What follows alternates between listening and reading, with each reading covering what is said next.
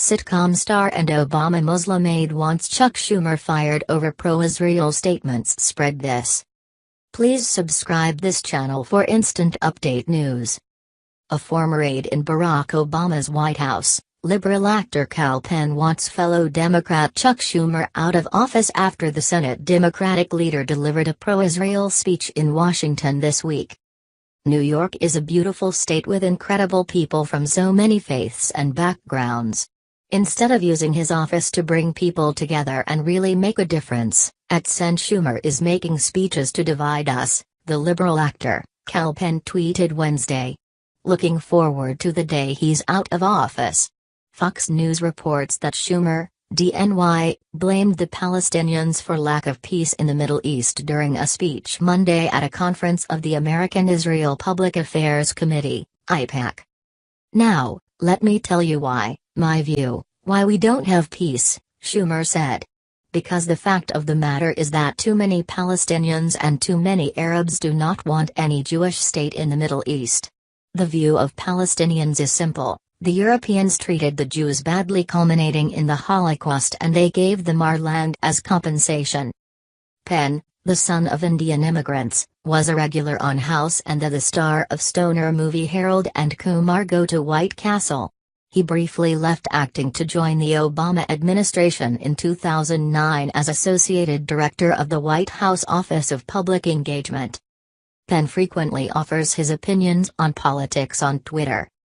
Here is Schumer's speech in its entirety via AIPAC. Chuck Schumer: hello, everybody. It is great to be here tonight. I want to thank all of you for being here, great leadership of AIPAC, my friends, Ambassador Haley, Vice President Pence, and all of you. Now, you know I always start off with a story. This is dedicated to my father, who's 94. My father struggled his whole life. He had a small little exterminating business. He paced the floor Sunday nights at 2 a.m., because he hated going to work. But when he retired, my brother, who's the financially successful Schumer, bought them a house in Florida. And every winter, they drive from Brooklyn down to Florida. My father never played golf. He took up golf, they'd see their friends who moved there. But as they got older, they ran out of things to do. He couldn't play golf anymore, his legs went bad, their friends were passing on. So those of you from Florida know that Florida Atlantic University, hello, Florida way down there in the south part of the convention center. Anyway, Florida Atlantic University lets every senior citizen enroll in any course for free. So my dad and mom would roll up to Florida Atlantic University every Thursday at 4 p.m., because they enrolled in the course called Humor. Now, what was the course called Humor? Some erstwhile comedian, who never made it in the Catskills, would get up and tell jokes for 45 minutes, a different comedian each week. My dad never went to college. He said, "Gee, college is pretty easy, I should have gone."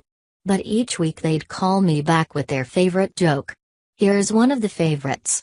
Mrs. Goldfarb is brought before the judge rolls her eyes, rolls his eyes and said, "Mrs. Goldfarb, you're back." "Yes, Your Honor, I'm back." "And what did you steal this time, Mrs. Goldfarb?" "I stole a can of peaches from the supermarket down the road." The judge is exasperated. He says, "Look, Mrs. Goldfarb, I know you're a kleptomaniac and I know that this is an illness and I know you could easily afford a can of peaches, but for Lord's sake, Mrs. Goldfarb, this is the 17th time you've been brought before me for shoplifting this year and it's only March. I have no choice, I've got to sentence you to some time in jail." "Now, how many peaches were in the can?"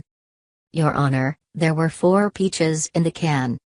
"Then I have no choice, I'm going to sentence you to 4 nights in jail, 1 for each peach." He's about to bang the gavel and pronounce sentence when in the middle of the courtroom, a man gets up all agitated. "Your Honor," he says. "May it please the court, I'm her husband. She also stole a can of peas. So when you all retire, you can go to Delray Beach, enroll in the course called Humor and call the Kinderlack back home with your favorite joke." Now, seriously, Tonight I want to address the cause that brings us together, the cause of Israel, her security, her prosperity and her prospects for peace. These issues are all related, but let me begin by addressing the issue of peace. Many wonder, why don't we have peace in the Middle East? Even though a majority of Israelis want peace and believe like I do and most of you do, that there should be two states, a Jewish state and a Palestinian state. Now, some say there are some who argue the settlements are the reason there's not peace, but we all know what happened in Gaza. Israel voluntarily got rid of the settlements there, the Israeli soldiers dragged the settlers out of Netzarim, and 3 weeks later the Palestinians threw rockets into Sderot. It's sure not the settlements that are the blockage to peace.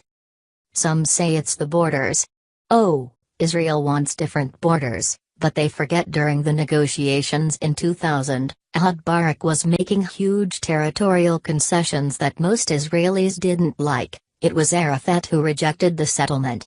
It's not the borders neither. And it's certainly not because we've moved the embassy to where it should belong in Yerushalayim. It's not that either. Now, let me tell you why, my view, why we don't have peace. Because the fact of the matter is that too many Palestinians and too many Arabs do not want any Jewish state in the Middle East.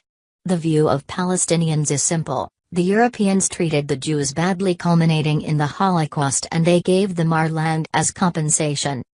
Of course, we say it's our land, the Torah says it, but they don't believe in the Torah. So that's the reason there is not peace. They invent other reasons, but they do not believe in a Jewish state, and that is why we, in America, must stand strong with Israel through thick and thin.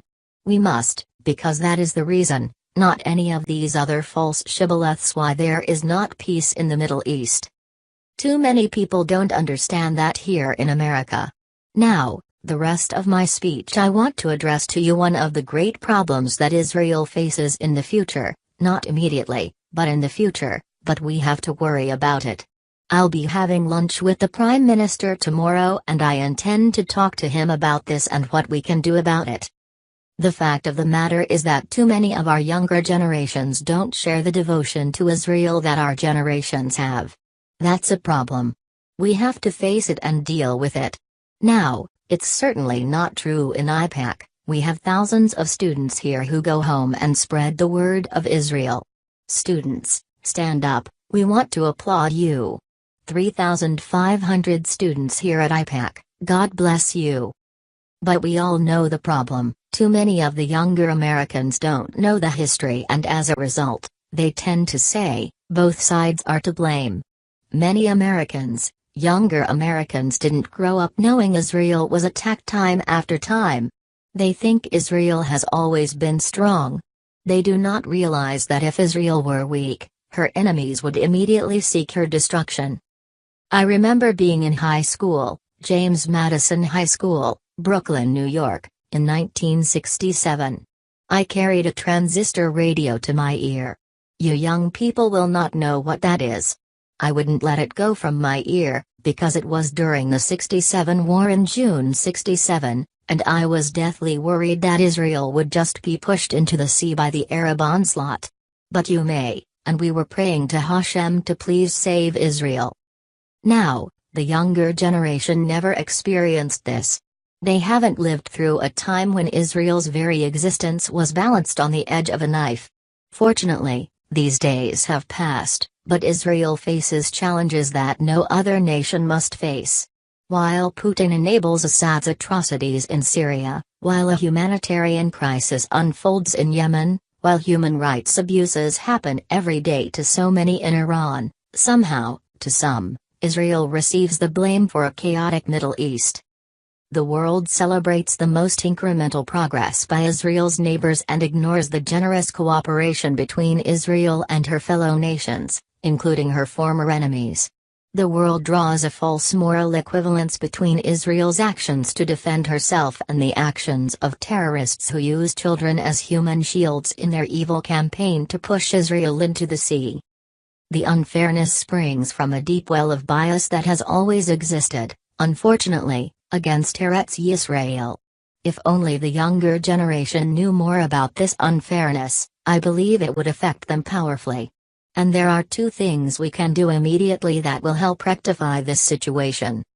First, we must pass and highlight the Taylor Force Act, which will bring an end to American dollars that directly benefit a Palestinian Authority until it ceases making payments to the families of terrorists, stops calling them martyrs, stops giving them parades. My friends, this is not just about funds to the Palestinian Authority. Too many believe that this Palestinian Authority is moderate and really wants peace. The Taylor Force Act will confront the world too, will confront the dark, which will force the world to confront the dark truth that the Palestinian Authority, every day, actively aids and abets terrorism. We will pass the Taylor Force Law, and that will show the world what the Palestinian Authority is actually doing. That while Israel justifiably defends its borders, the PA celebrates and compensates terrorists as martyrs. Second, we must continue to stand firm against the profoundly biased campaign to delegitimize the State of Israel through boycotts, divestment and sanctions. While Iran publicly executes its citizens, Turkey jails its journalists, scores of Arab nations punish homosexuality with imprisonment and torture. Why does BDS single Israel out alone for condemnation when there is such a double standard, when the world treats everybody one way and the Jew or the Jewish state another way? There's only one word for it: anti-Semitism. Let us call out the BDS movement for what it is. Let us delegitimize the delegitimizers by letting the world know when there is a double standard. Whether they know it or not, they are actively participating in an anti-Semitic movement. And finally, my friends, we must highlight the danger that Israel faces from a newly resurgent Iran now so active in Syria. A few weeks ago, as you know, an Iranian drone came into Israeli airspace. Iran and its proxies are gaining a foothold in Syria near Israel's northern borders. Last summer Congress, Democrats and Republicans together, granted the administration new authority to counter Iran's malign activity. Now it must use it not only to combat Iran, but to push Russia to repel Iranian proxies in Syria. We can never be complacent about any threat near Israel's borders, and Iran is a threat right now. So we must do these things and more to ensure Israel's security, to educate the younger generations about the true nature of the situation in the Middle East. For the cause of Israel is too important to you and to me. As a boy, I grew up hearing stories about my great-grandmother in the town of Kharkiv, in Galicia. In 1941, the Nazis invaded her part of Galicia. They told my great-grandmother to gather her whole family on the front porch of their house, from elderly people to little babies. There were more than 17 of them. They said, "You all have to leave." My grandmother said no. And the Nazis brutally machine-gunned down every single one of them. Now, my great-grandmother, my friends here, could never imagine that one day there would be a country for Jews. The idea seemed like an absurdity in that world. Jews had been scattered to the winds, foreigners in their own country, derided by their neighbors, forbidden to farm or become academics or tradesmen. We were scapegoats, we were second-class citizens throughout our history. Just imagine if you could go back and tell the Jews of the shtetl that one day there would be a Jewish state of Israel. Imagine if you could tell the Russian Jew, chased from town to town by angry mobs and burning torches, that one day he'd have a state where he could seek refuge and live like anybody else. Imagine if you could whisper to the Polish Jew, who they came for one day and loaded on a train, separated from his family, forced to labor day after day and watch those wreaths of smoke rising under a silent blue sky. Imagine if you could tell him one night that someday soon there would be an Eretz Yisrael, that after 2 millennia of wandering the desert, the Jewish people would return home where we could live in freedom and raise families in peace. If only we could tell them.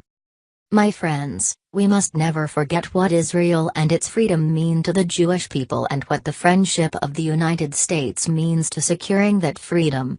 As long as Hashem breathes air into my lungs, I will not forget, I know you will not forget, and together we will forever fight to protect the Jewish people and the Jewish state of Israel.